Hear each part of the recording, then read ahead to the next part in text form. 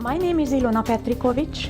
I am an associate professor at Sam Houston State University, Department of Chemistry, and I am the principal investigator of the Cyanide project.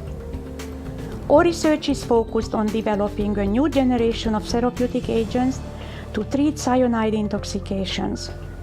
The present cyanide therapies are Antidote, that is a combination of sodium thiosulfate and sodium nitrite, and Cyanide, that has hydroxycobalamin as the active ingredient.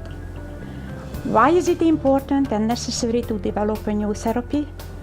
Cyanides are well recognized as military weapons and terror agents, and the present therapies both have limitations. The limitations for thiosulfate include a relatively low efficacy and unfavorable dispositions, and nitrite can produce methemoglobinemia as a side effect. The cyanide requires a high injection volume. Basically, both therapies involve intravenous administration that is not suitable for most scenarios.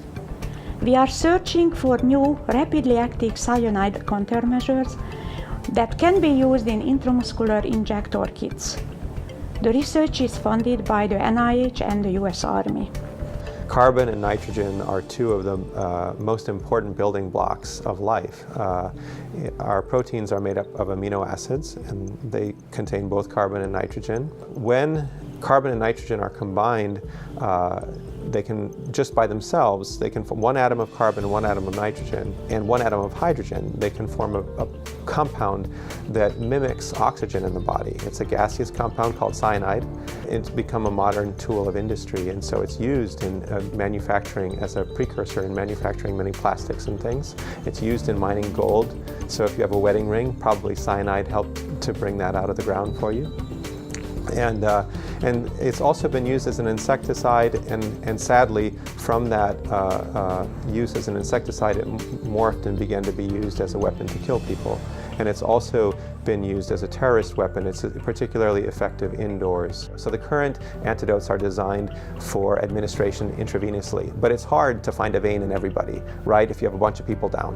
And so you'd love to be able to have it go into the muscle. Then people could stick themselves, or other people could stick them very quickly, right? But that changes the nature of the problem when you're trying to get an IM, an intramuscular, because now the drug has to go through muscle before it gets into the blood, and so there's a barrier there, and so you have to think of a number of different things. The dosage has to be different, the formulation has to be different, and because there's continuous ongoing research on new ways, better antidotes, this is also an opportunity to use newer molecules that will be more effective than the old ones.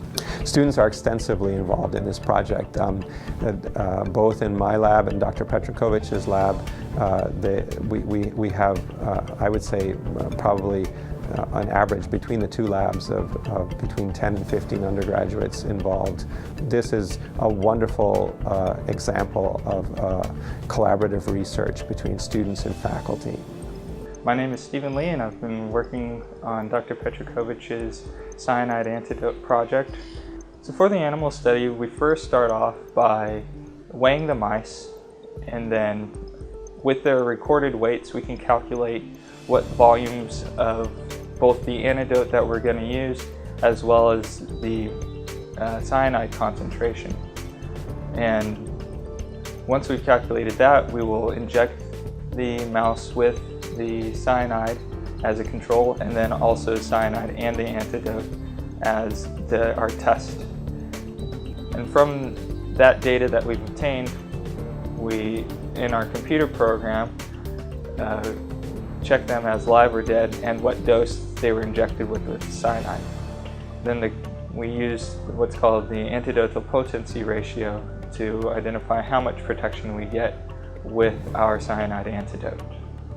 Currently, Sam Houston has just turned in the patenting papers for our cyanide antidote, so the actual name of it cannot be released. But I can tell you that it's a garlic component and also is an FDA-approved flavorant. It acts as an antidote by donating a sulfur atom to the cyanide to form thiocyanate. So Sam Houston State University has a unique position in that it allows undergrads to do some high-quality research, which is really important in going on to pursue a PhD in chemistry. Whenever I applied for PhD programs, one of the major factors in being accepted to 6 top 20 schools was the research that I performed. Every time then they accepted me, they noted that because of my high level of research productivity as well as my experience that I've gained in both analytical techniques as well as other general lab methods were deciding factors in being accepted into those schools.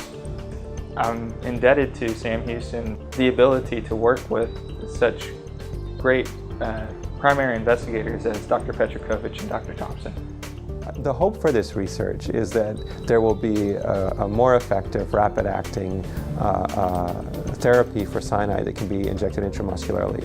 And this would be especially important in cases where many people have been hurt, where there's been a plant, some sort of a plant spill, like an industrial spill, a big fire in a confined space, a terrorist attack, sort of a military attack. These are the places where we really hope that these new therapies will make a difference.